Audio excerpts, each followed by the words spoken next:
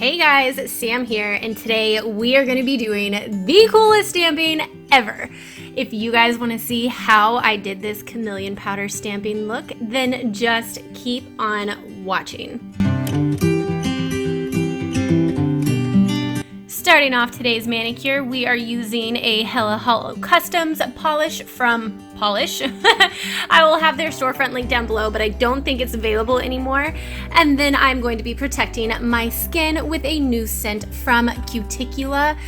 And then we are grabbing our chameleon powder. This is Paradise powder from What's Up Nails. And then I will be slapping that down onto the head of any stamper.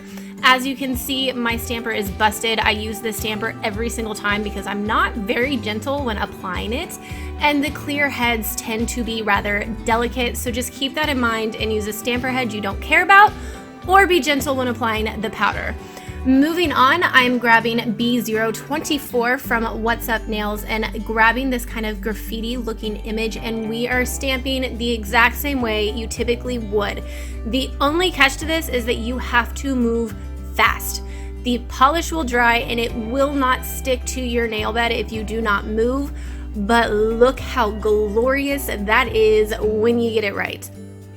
After you have it on, simply remove the latex. It will take the vast majority of the pigment off your skin, and then seal it in with a water-based something. If you are not using gel, I am using oud. Once that's dry, you can go in with your favorite top coat.